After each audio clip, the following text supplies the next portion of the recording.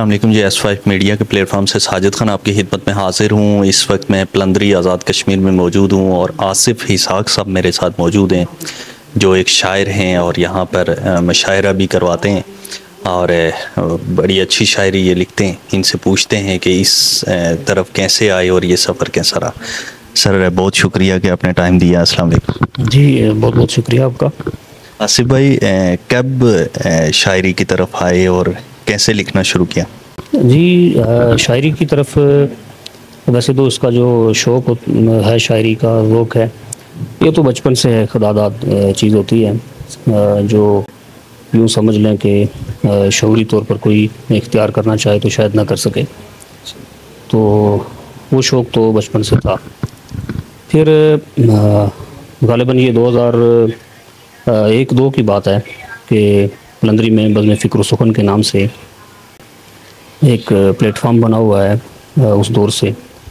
तो उस प्लेटफॉर्म के चंद दोस्तों से मुलाकात का इत्तफ़ाक़ हुआ, और जैसे डॉक्टर माजिद साहब हैं, ज़ियाउर रहमान साहब हैं, तो इनकी वसातत से उस प्लेटफॉर्म पे आने का मौका मिला और वहाँ से फिर शायरी का शौक़ पैदा हुआ कि ख़ुद लिखना चाहिए।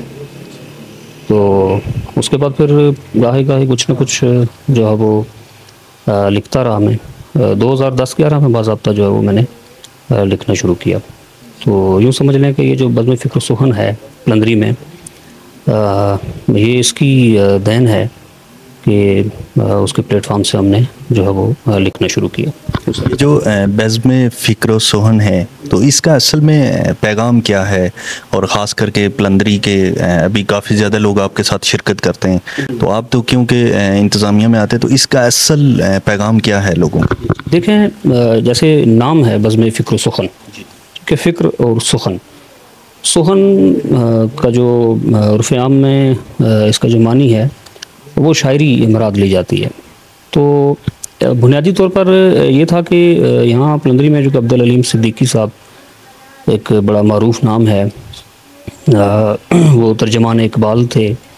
उन्होंने इकबाल की जो फ़ारसी शायरी है उसका उर्दू में मंजूम तर्जमा किया था। तो वो जो उसका आगाज़ हुआ था, तो इब्तिदा में जैसे वो कोई एक बुक उनकी कंप्लीट हुई तर्जमे की, या कुछ एक से ज़्यादा किताबों का तर्जमा जब हो चुका, तो वो उसका उन्होंने एक तकरीब रखी यहाँ पलंदरी में, जो आजकल पोस्ट ग्रेजुएट कॉलेज है, इसमें उस वक्त डिग्री कॉलेज था। तो उस दौरान इन्होंने ये फ़ैसला किया कि कोई ऐसा प्लेटफॉर्म होना चाहिए कि जिस प्लेटफॉर्म से इस तरह की तकारीब का इनेकाद किया जाए। तो उस वक्त जो है वो अब्दुल अलीम सिद्दीकी साहब और उनके कुछ रुफ़क़ा जो हैं, जैसे अब्दुल रज़ाक साहब थे एक, बल्कि अब भी हैं, अल्लाह उन्हें सेहत अता फ़रमाए, ज़िंदगी अता फ़रमाए, प्रोफेसर रिटायर्ड अबीब ज़िया साहब थे, अल्लाह मग़फ़िरत करे, उनकी पिछले दिनों में उनका इंतकाल हो गया। साईं रशीद साहब मरहूम वो थे, और प्रोफेसर मसूद अहमद ख़ान साहब ये हैं, और इस तरह के जो है ना वो कुछ सीनियर लोग थे जिन्होंने मिल बैठ के तो ये प्लेटफॉर्म बनाया था। तो उसका बुनियादी मकसद जो है वो बुनियादी तौर पर यही है कि जो लिखने वाले लोग हैं उनको एक यूँ समझ लें कि उनकी सरपरस्ती की जाए, उनको लिखने के आदाब सिखाए जाएं, लिखने का तरीका सिखाया जाए, और उन्हें प्रमोट किया जाए। और इस तरह के जो लोग हैं उनके लिए एक प्लेटफॉर्म बनाया एक तरह से, ताकि जो है वो यूँ समझ लें कि लिखने लिखाने का जो काम है, जो हरफुल लफ्ज़ की दुनिया के साथ लोग मुंसलिक हैं, उनको जो है वो प्रमोट भी किया जाए, ठीक है, उनकी तरबियत भी की जाए। तो ये बुनियादी तौर पर इसका। आसिफ साहब, जिस तरह से हमने देखा कि बड़ी तेज़ी से दुनिया बदल रही है और मौजूदा जो दौर है तो वो सोशल मीडिया का है, और बड़ी तेज़ी से लोग, ख़ास करके नौजवान नस्लों को देखा जाए तो बड़ी तेज़ी से बदली है, और शॉर्ट की तरफ हर बंदा शॉर्ट की तरफ जा रहा है, क्योंकि बहुत कम टाइम है लोगों के पास हर तरफ। शायरी में भी क्या कोई शॉर्टकट आ गया है, या शायरी वैसी की है, या इसमें क्या तब्दीली है? जी, देखिए, ये शॉर्टकट वाली बात आपकी बिल्कुल सही है। जहाँ तक टाइम की बात है, तो ये जो हमारा माशरा है इसमें एक बात हम कर रहे हैं कि टाइम नहीं है, तो ऐसा नहीं है। टाइम ख़ुद हम जो है वो हमारे पास टाइम मैनेजमेंट नहीं है उस तरह से, जैसे एक आम तौर पर ये बात की जाती है कि जो हमारे माशरे में उस तरह से नावल नहीं लिखे जाते, ठीक है। वजह ये है कि नावल एक ज़ख़ीम जो है वो मतलब तवील सनफ़ सोहन है। इसमें जो है वो यूँ समझ लें कि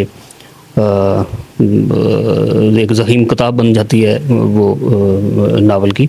तो लोग जो है, लोगों के पास वक्त नहीं है तो लिखते भी लोग इसलिए नहीं है। तो आज भी जो है ना वो यूरोप में और अमेरिका में बड़े बड़े नावल जो है वो लिखे जाते हैं। तो मसला टाइम मैनेजमेंट है कि टाइम को हम मैनेज नहीं करते। टाइम है हमारे पास, यानी फजूलियात में भी गुजार देते हैं। दूसरी बात है शॉर्टकट की। तो ये बात आपकी सही है कि शायरी में भी इस वक्त जो है वो शॉर्टकट इख्तियार किया जाता है कि आप कुछ ऐसा लिख लें कि वो लोगों को अट्रैक्ट करे। तो यानी हंगामी नोयत एक उसमें भी हंगामीपन आ गया है कि जो लोगों को ज़्यादा जो है वो अट्रैक्ट कर ले, और उसमें सतहियत आ गई। भाई वो शॉर्टकट का मतलब ये है कि सतहियत है, उसमें कोई फ़िक्री गहराई नहीं है। तो ये बात बिल्कुल सही है, ऐसा हो गया है। और लेकिन इसका ये मतलब नहीं है कि सारी की सारी शायरी ऐसी है। आज भी बहुत सारे लोग जो हैं वो उनकी शायरी बेपनाह फ़िक्री डेप्थ रखती है और मौजूद है। लेकिन बात सही है कि उनकी मकबूलियत उस तरह से नहीं है। सोशल मीडिया के एतबार से अगर देखें तो वो मकबूल नहीं हैं। लेकिन ये है कि उनमें वो जो शायरी के बुनियादी जो चीज़ें होती हैं वो मौजूद हैं, उनमें फ़िक्री गहराई भी मौजूद है, और उसमें देर तक जो है वो मौजूद रहने की जो सलाहियत है वो भी मौजूद है। ये जो बज़्म फ़िक्र व सुहन आप करते हैं, तो क्या इसमें आते हैं नौजवान, आपको टाइम देते हैं जब तक 1 घंटे का महज सेशन होता है? असल में शुरू में ये था कि बज़्म फ़िक्र व सुहन का जो इजलास होता था वो बड़ा भरपूर होता था, कोरम पूरा होता था। जो भी लिखने वाले होते थे वो आज मतलब मौजूद होते थे, हाज़िरी होती थी उनकी। और जो लिखते नहीं थे मतलब बाज़ोक लोग थे वो भी मौजूद होते थे।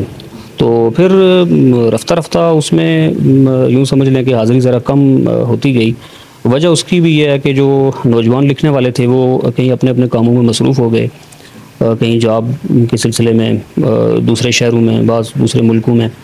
तो उस तरह से उसकी हाज़िरी नहीं रही। और फिर जब से सोशल मीडिया का दौर ज़्यादा भरपूर तरीके से आया तो यूँ समझ लें कि जैसे व्हाट्सएप ग्रुप हैं और इस तरह की जो चीज़ें हैं उनमें भी लोग एक दूसरे से उनका इंटरेक्शन हो जाता है, तो उस तरह से वो हाज़िरी नहीं रही। अलबत्ता ये है कि उसमें एक मुस्बत तब्दीली हमारे बज़्म फ़िक्र व सुहन के प्लेटफार्म से ये हुई कि उसमें मुशायरों का इनेकाद शुरू हो गया। पहले बज़्म फ़िक्र व सुहन का माहाना इजलास होता था, वो थोड़ा सा कम हो गया है अब, लेकिन हर साल जो है वो एक भरपूर मुशायरा हमारा हो जाता है।